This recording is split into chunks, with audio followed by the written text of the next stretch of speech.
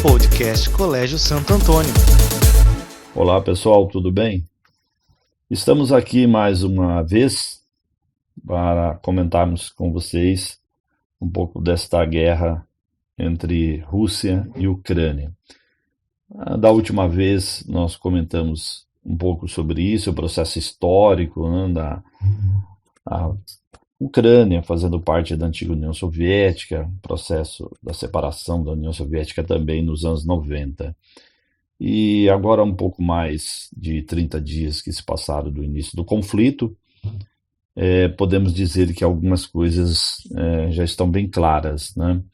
Bom, lembrar de que esse período de pouco mais de 30 dias vem se confirmando aquilo que se previa de que a Rússia ela tem um objetivo bem claro na anexação de parte do território da Ucrânia, principalmente essa parte leste da Ucrânia, que é a vizinhança com a Rússia, que é a região de Luhansk e Donetsk, que é a região onde você tem grande quantidade de russos que vivem dentro da Ucrânia, lembrando que isso é remanescente exatamente do período da existência da União Soviética, onde as políticas desencadeadas por Stalin, na época, era exatamente de colocar populações russas em diversas das áreas que formavam a União Soviética.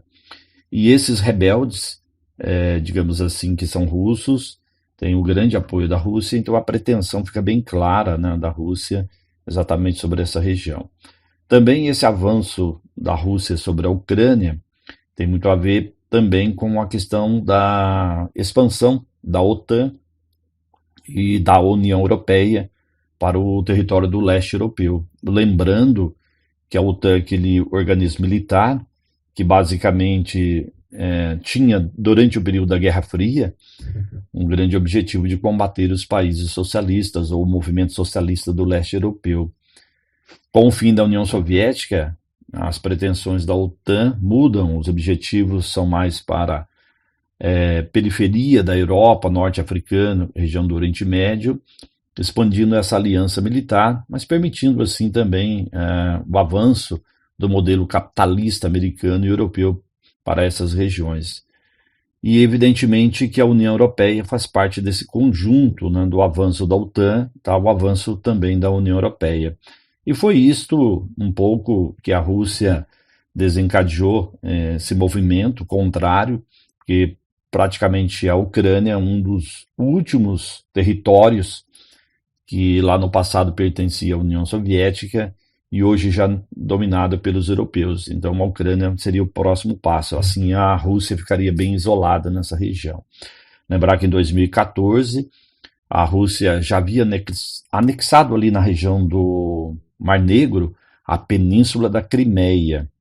E essa região que eu falei para vocês de Donetsk e Luhansk, que é a área dos rebeldes, que possivelmente será uma área incorporada pela Rússia futuramente, é uma área também vizinha exatamente ao Mar Negro.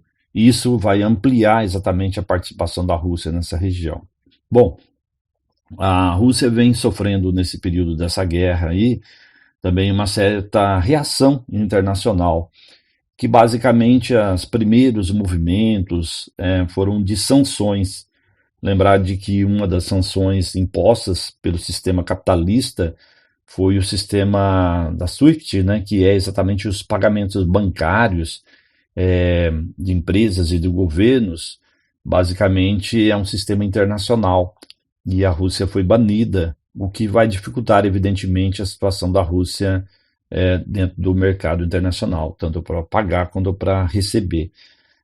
Também lembrando de que entre as sanções está o incentivo também para empresas particulares do mundo capitalista, europeu, americano, que não atuem mais dentro da Rússia. Isso a gente tem visto, né, algumas empresas, principalmente americanas, se retirando do território da Rússia. Então isso vai afetar enormemente a economia do país.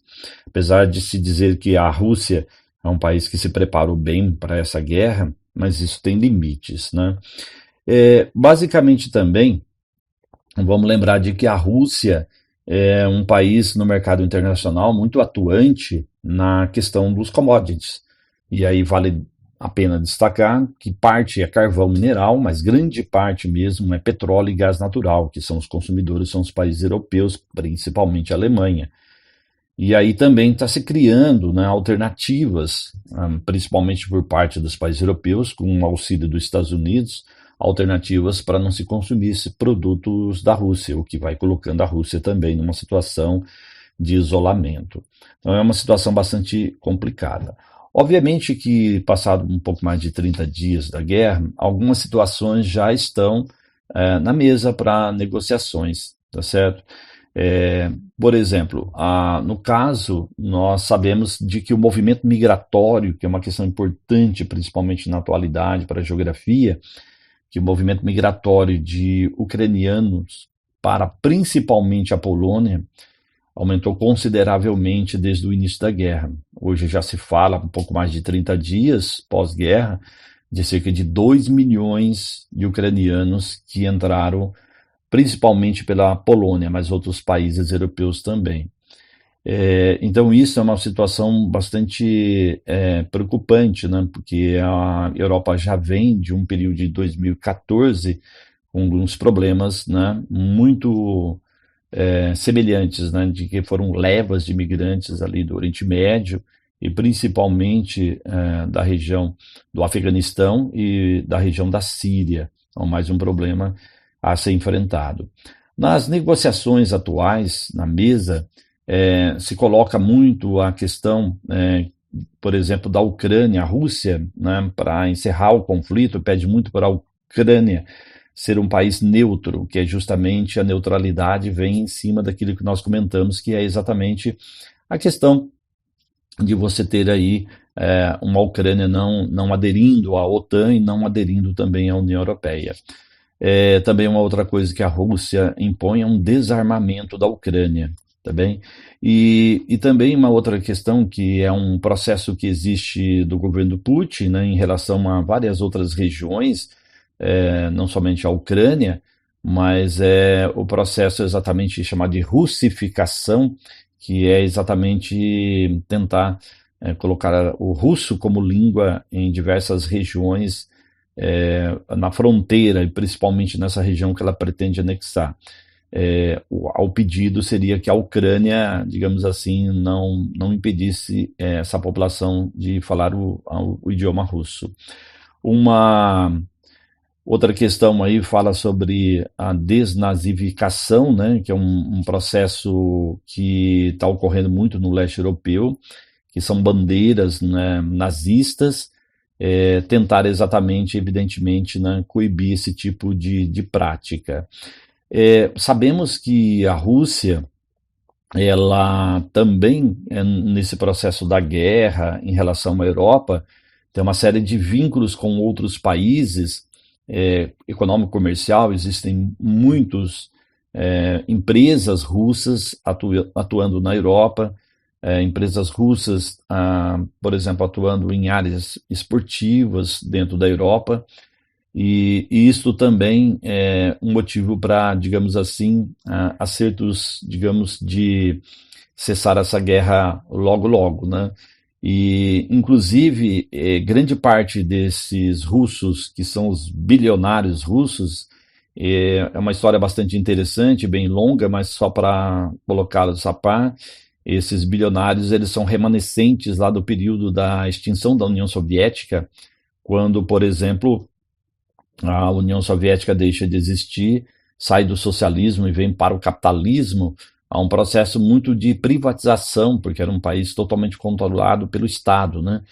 E grande parte de empresas que foram surgindo, aliadas à questão do gás, do petróleo ou outros recursos, né, basicamente pararam nas mãos daqueles que pertenciam ao antigo regime, principalmente aqueles que estavam no poder político, né, do país, e alguns, inclusive, da área militar. E eles chamam hoje a Rússia de capitalismo de camaradas, né? Lembrar de que o termo camarada vem exatamente nesse período da antiga União Soviética socialista e ela se transforma num país capitalista. Então, esses milionários ou bilionários, eles têm um vínculo, digamos, antigo com a União Soviética, né, quando tinha o poder lá político do socialismo, e hoje eles são capitalistas, mas na verdade foi um processo de privatização bem atípico, né, do que nós conhecemos no mundo ocidental. Por isso que esse termo aí, capitalismo de camaradas, ou seja, basicamente uma privatização para quem eu quero, né, e não exatamente um processo muito democrático. Uma outra questão importante para finalizar é exatamente a questão da Rússia e as relações econômicas, por exemplo, com o Brasil, né? O caso, por exemplo, que marca muito bem são dois produtos, principalmente o trigo, né? Lembrar que o Brasil não é um país autossuficiente em trigo, ele necessita de importações, fora do Canadá, de alguns países europeus, né, ocidentais, mas a Rússia também. A Rússia é um grande produtor de trigo. E evidentemente que essa relação fica um pouco mais problemática com o Brasil, né? Uma outra questão também é lembrar de que é dos fertilizantes, né? Os fertilizantes são produtos indispensáveis, principalmente no modelo econômico brasileiro, que é um modelo de agroexportador, né? Os produtos agrícolas são uma grande base da economia brasileira, e o Brasil tem importado e muito fertilizantes, no caso da Rússia e de outros países, o Canadá também um pouco, tanto é que o Brasil está buscando exatamente um pouco mais de parceria com o Canadá para tentar exatamente essa falta de fertilizantes da Rússia para o Brasil, buscar lá no Canadá. Principalmente os fertilizantes aí, o potássio, né? E lembrar que o Brasil ele tem um potencial de fabricação de fertilizantes, né? Mas esse potencial ele não foi alcançado por diversas situações, entre elas porque a Petrobras, como tem grande parte do monopólio do petróleo no Brasil, já teve algumas empresas da Petrobras, que algumas foram vendidas, outras não, empresas não foram concluídas, obras exatamente de fábrica de fertilizantes no Brasil. Então, realmente não temos uma política, digamos assim, bem clara sobre a questão dos fertilizantes. E agora pode respingar um pouquinho também, porque foi aprovado no Congresso brasileiro a possibilidade de exploração de recursos minerais em terras indígenas, né? E aí algumas terras indígenas da Amazônia possuem o tal potássio. Então temos aí uma outra situação e que podemos ver do seguinte aspecto, né? O aspecto negativo pode ser impactos ambientais e sociais com os indígenas. O aspecto positivo, que é a dinâmica econômica, né? Pode fortalecer a dinâmica econômica. É uma situação que diz diretamente, digamos, ao Brasil. Lembrar também de que recentemente nós tivemos uma alta na inflação no final do ano passado já. O ano passado nós tivemos uma inflação somada a um pouco mais de 10%, e no início desse ano nós temos uma inflação também continua num ritmo muito elevado. Um pouco disso é reflexo, evidentemente, da economia brasileira, mais interno, não um aspecto interno, mas evidente que isso tem a ver também um pouco com a guerra, porque o petróleo também ele subiu muito nos últimos dias, e a Petrobras tem uma política de repassar preços do petróleo no mercado internacional para dentro do território brasileiro. Então podemos dizer que nós teremos ainda um quadro inflacionário por algum período no Brasil. Agora, por outro lado, muitas empresas fugindo de lá da Rússia em função praticamente dessas sanções e outros motivos, nós temos muitos capitais vindo para o Brasil, né? Aplicação em bolsa de valores, o que evidentemente fez com que a bolsa nos últimos dias no Brasil tivesse uma subida muito rápida, recuperando alguns prejuízos, inclusive anteriores. E a outra notícia é de que nós temos exatamente a questão do dólar, né? Ele deu uma recuada, tá? Então o que estava acima de R$ 5 agora está abaixo de R$ 5, né? E isso é uma situação, pode ser momentânea ou pode até se perdurar por um tempo maior, enquanto a guerra continuar existindo, né? Então são situações que estão aí, né? Eu espero ter ajudado um pouquinho mais, né, de concretização, né, do que está ocorrendo lá na guerra da Rússia contra a Ucrânia, mas evidentemente o que nós podemos ter, evidentemente, aqui de reflexo também no território brasileiro, tá bem? Até uma próxima, gente. Tchau. Podcast Colégio Santo Antônio.